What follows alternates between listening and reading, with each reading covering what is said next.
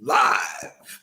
So I officially welcome everybody to our conversation. It's Monday morning. We're having our Monday morning huddle. Why don't you guys join us, man? Come on in. Let's go. Good morning, Mark. Good morning, Shay. Shay, we're going to want an update on your lady. Mark, we're going to want an update on your weekend. But welcome to Monday, September 20th. Especially if you don't have a huddle. Like if you're huddle-less, then this is the great place for you to be, because everybody should have a huddle that they're going to. And we're going to give you some content today that's fantastic. You know why it's fantastic? Because I wrote it, and I know that. I couldn't wait to give it to you because there's so much stuff. The world is throwing us so much stuff. So let's start out with this. 5 touchdowns, and he comes out this week and says he wants to play till he's 50. Cut me a break, Mr. Brady. Yeah, the guy's special. The guy is very, very special. It was better now than he did 10 years ago. Yeah, and you know, I wonder if that's a testament to the culture that he's in now. Bruce Arians is a very different head coach than Bill Belichick. So I wonder if, you know, some of the handcuffs being off or just a different personality and a different vibe has brought some life back to him. Because I agree, he looks as dialed in and as fresh and as sharp as I've seen him. So, Christian, today's content are things that we need to unlearn that we learned from our parents or other people. And one of those things is, you bet your ass I'm blowing my own horn. Because if I don't, no one else will, man. So good for you. Good for you. Great stuff. So here's my Tom Brady challenge of the week. The problem. I saw Tom Brady do a Subway commercial. What? Oh, yeah. Yeah. What? Guy who doesn't eat bread is doing a Subway commercial. Come on, man. What they say at the end of the commercial. He's doing NFT commercials. He's doing crypto commercials. He's doing Subway commercials. You know what? He's creating like generational money for years and years and years to come. Mm-hmm. Would be remiss if I did not shout out Jake, who got an opportunity to go back to Gainesville. Here he is on the sideline. He was extremely well received by his peers. He had not been back there, not coaching. A lot of the guys wishing him well and wishing him to come back. But when you're looking for motivation, there is nothing like the fourth quarter in the swamp. Jay, show me Tom Petty.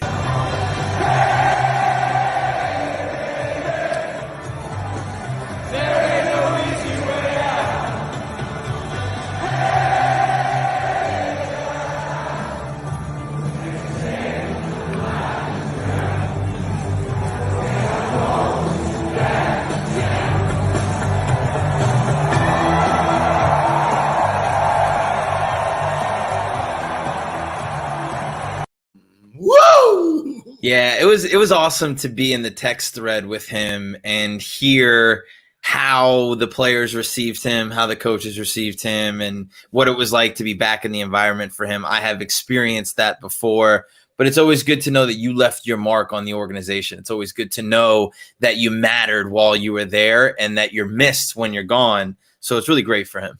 So I think,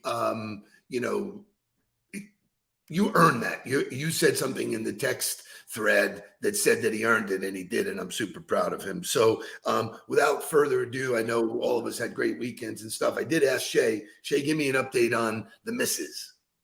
No, still pending, still on track. So we'll see if there's any updates today when she goes. So is it like how what's the countdown on? Are we like at 2 weeks? Where are we at? 3 weeks and counting? So any minute now is basically what they're telling you. Yeah. It's crazy. Yeah, it's coming, baby. So awesome. Let's get some wake up music and get this party started. Wake up, everybody. Get up, get up, get up, get up. Wake up. Come on, come on. Wake up, everybody. Teach a new way. Maybe then they'll listen. What you have to say. Wake up, everybody. No more sleeping in bed. No more about to thinking. Time for thinking ahead.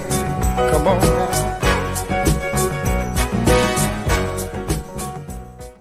Come on, come all to a Monday morning wake-up call. Good morning to Tim Anderson coming in from the Pacific Northwest, baby. 5 a.m. over there.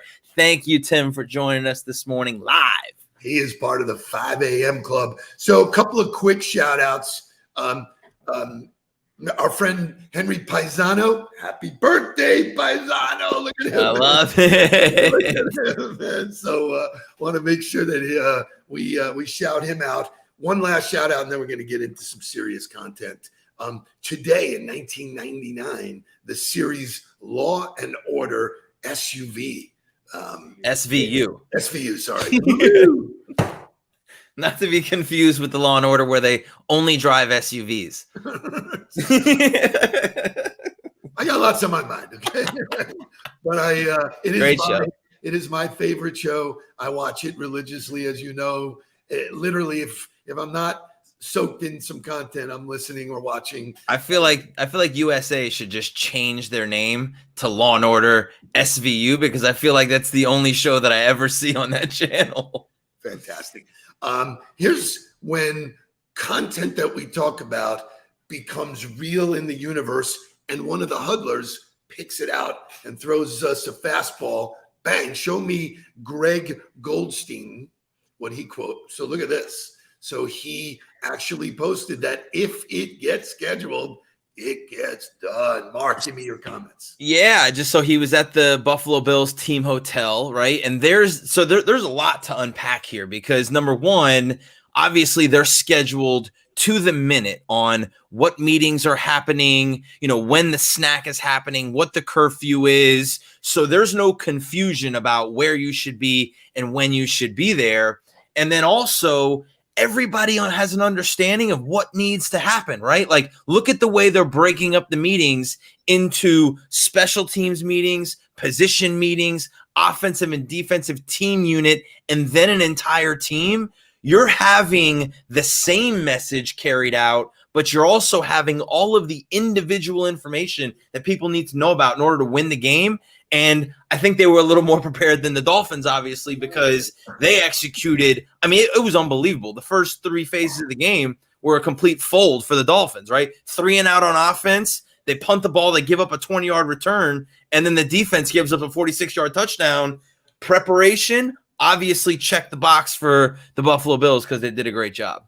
So I was listening to all the pregame stuff, and they said, watch out for Buffalo anyway. Coming off a loss, they were unhappy. Miami was feeling good about themselves. So you had that. But it does validate the point that what gets scheduled gets done. It's got to be on your calendar. I love that. So you know that each morning I listen to affirmations I have for years and years and years. I have tons of stuff that are in my library, or what Shay and I call the vault. But I came across something new. And when I find something new, I love it. It's something called Third Eye Thoughts. And it's a guy named Hunter who started an Instagram page. The Instagram page blew up. And every single morning in my inbox, I am getting some kind of motivational type, affirmational type conversation to put in my head to start the day. I've shared it with Christy. She's already signed up. So if you guys want that information, Third Eye Thoughts, you can find Hunter on Instagram. Great job. 17 million people following him, so it's just the world we live in is just so amazing that if you share good stuff, which is a lesson for social media, just give it to the universe. Let the universe look at Fox. She knows, man. Yep. Teresa Fox knows. So great stuff. To that end, about a month ago, I shared an Ernie Johnson video, shared some of it here, shared some of it on a post. I want to share with people that when you put good stuff out there, I got 30,000 views of people who loved that quote, loved what he talked about, and then shared it with other people. So if you're stuck on content, you don't need to create it. You need to find it and share it. Share it with your audience. Be the one that puts it out there. We found it. Shay actually found it, sent it to me, very similar to one years ago when Dabo Sweeney gave Super Bowl tickets to his assistant that had Down syndrome. He sent it to me. I go, man, that is a feel good Friday. All we did is said, hey, feel good on Friday. Watch this. So you're all reporters. When you find something, see something, the rainbow, whatever it is, just share it.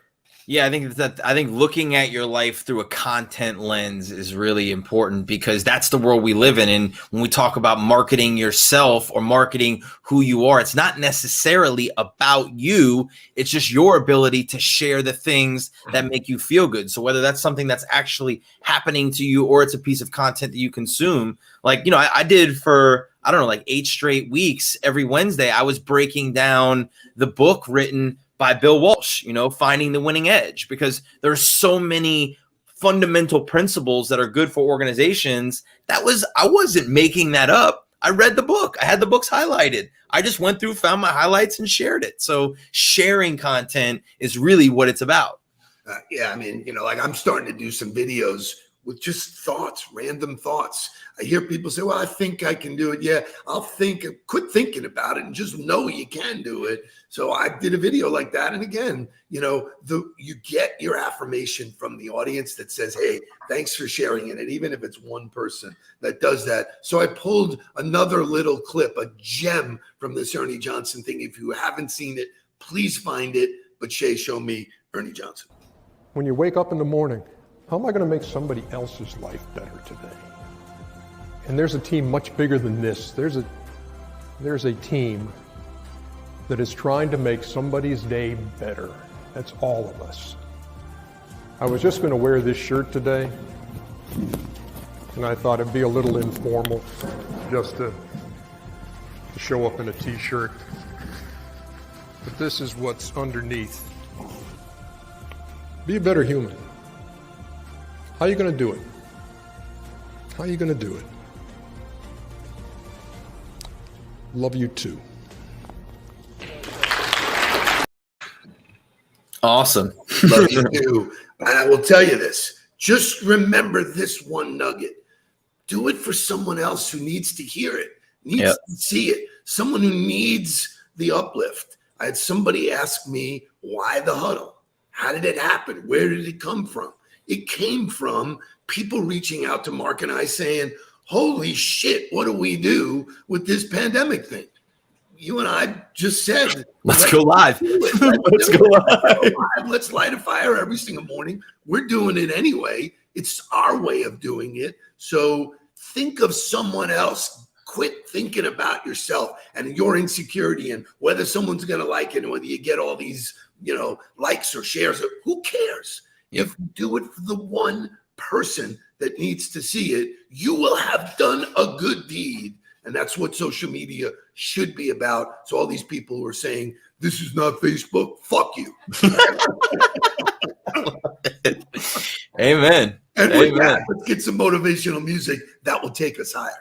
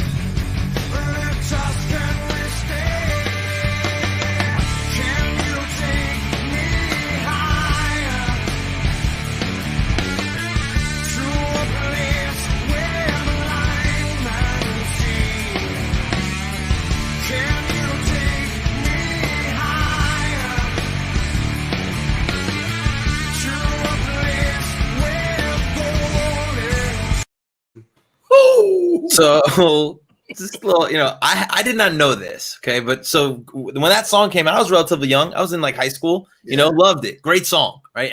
Banging Creed, love Creed. Went to college, right? It was like somebody brought up Creed and I was like, oh, what happened to Creed? Found out they were a Christian rock band. That's exactly right. Then realized listening to that song, they were singing about heaven. I was like, oh my God. I was 10 years old when I figured it out. But you know what? It's so great that you picked that out. I wasn't going to go there. Yeah, but I love that you did, because the words, because there's a hunger. Yeah. You have a hunger, so let's go there. It's deep and rich. And yep. You listen to the words to these songs, they're amazing. They happen to be to a rock and roll thing. So kudos to you. I happen to just love that song because I want to go higher. Yep. I want to consistently hold the bar above my head to see where I can get. And so I'm so proud of you for sharing that. So one little bit of football content then before we go any further, because if you listened to Trae Young, the quarterback for Alabama, after the game, and they asked him, what allowed you guys to finish? What was what let you get here to win? And he said, well, it's all about Coach Saban. Coach Saban never lets us deviate from the standard, never lets us deviate from what's expected. And because he does that, we were able to finish the game. That's hold the standard. What's the standard? What is that? Keep pushing it a little bit higher and look at the way the organization and the people respond. Yeah. You and I talked about this before, and I think we'll stay on it for a minute. That was a gift that game was tight on the road. It was a gift because now they have something to build on. Sure. Now get higher. Now they go back in the locker room and they go, all right, you're not all that. Oh, okay. So that's one thing that I love talking to people about, especially the leaders, is the best time to coach and be critical is when things are good or when you're winning and numbers are high. And you talked about it, when revenue was really good, you were like, what are we doing? What are we doing 90 days out? What's the pipeline? How are we developing? It's the same in football. It's the same in winning. It's the same in sports. It's the same in business. When your team is doing really well, that's when you get microscopic on the process and on the people, because that's where you push them. Like, yeah, we won. That's great. But how much better can we get? We were up 21-3. Why didn't we slam the door on them? Here's all the reasons why. Here's how much better we get because of winning that game. And so for those that are not officially sold on coaching, mentoring, support, there's a perfect example, because there's some programs right here in the state that are in trouble. Ooh, yeah. So when you look at the difference between the University of Miami and the University of Florida, they both played Alabama, right? They both went down early fast. Look at the difference, right? Florida was able to hang in there. Florida was able to take that blow and then still execute. They went on a 99-yard drive, down 21-3. They went on a 99-yard drive that put them back in the game. That is an unbelievable testament to resilience, right? That is, how are you building resilience in your team, in your people? That goes to coaching. That goes to culture. And kudos to Alabama again. They were able to withstand that comeback and finish the game the right way and win. So when it comes down to looking at the game, right, it's all just a metaphor for what we're doing in life, right? Whether it's in your family or whether it's in your business, it's what's your standard? Are you willing to allow people not to meet the standard, right? And then how are you holding everybody accountable to the behaviors that you need to have in order to build the resilience? So kudos to Christy for throwing the word and catching that, instilled the standard. If you or your organization does not have a standard, good luck. Yep. It's chaos. It's the Wild West. It's people doing what they want, when they want, what they think. Nick Saban is not interested in what you did in high school. He doesn't care. He's interested in what you do at Alabama. Oh, by the way, and the standard isn't set for Saturday, right? They're not only looking at the standard on Saturday. The standard is Sunday, Monday, Tuesday, Wednesday, Thursday, Friday. The standard is you have to operate a certain way day in and day out if you want the opportunity to play on Saturday. And then you'll get held to the same standard that we've been holding you to all week. I think that's the other thing that people forget is that there's no days off. You don't get away from the standard. It is what it is.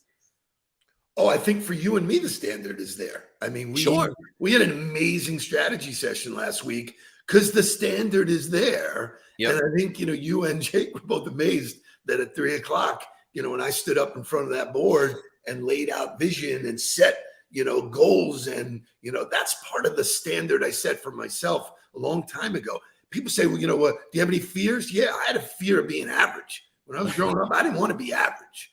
People would say, it's okay, I'm going to get this. I didn't want that, which I want to close. I was going to do this, other content, which I'll save for another day, but I want to show you the power of the conversation that we're having here. So Scott Garber, who everybody knows is my nephew, he reached out after the huddle on Friday and asked a question. And he said something about the 60,000 negative thoughts. And he wanted to know more about that, where it came from. And, it was just so I reached out and he goes, how do you know? And I said, so we had this really great conversation about, the fact that we're bombarded with negative and we're less than, and then we moved to Trevor Moawad. And I want to give special tribute to him again today because Russell Wilson, who was his friend and partner and whatever, lost on Sunday. And when you listen to him, he exhibits something called neutrality. And I want you to comment on neutrality, because if the word today is standard, set the standard. Well, the standard for him is neutrality. Yeah, and neutrality is not riding the highs or the lows. There are so many emotions that are involved with success or failure. Eliminating that from your mind and only focusing on the task that needs to be done, right? And when you put it in scope of a game for athletes, it doesn't, 28-3 doesn't matter, right? What matters is we have the ball right now. What do we do with the ball on this play? So transform that to business. Your KPI is lagging, right? Whether it's customer satisfaction or whether it's, revenue or whatever the number is that's lagging, you can't do shit about that number right now. All you can do is, if it's customer satisfaction, I have a customer in front of me. What can I do to make it the best experience for them?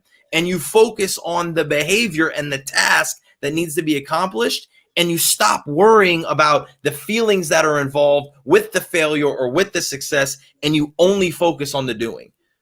Pretty powerful conversation for a Monday morning. I was fired up when I wrote it. I'm fired up that I get to, play against the screen with you because you are incredible. Your content again this morning was a laser beam, a beauty. Make sure you are following Mark. He is putting amazing stuff in the universe. Comment on it, share it with your friends, use it in your meetings. Jeff Bishop, win. What's important now? What's important now is to get down to business. I love it. Please don't worry about me. I'm about to let my heart speak. My friends keep telling me to leave this. So let's get down to business. Let's get down to business. Give you one more night to get this.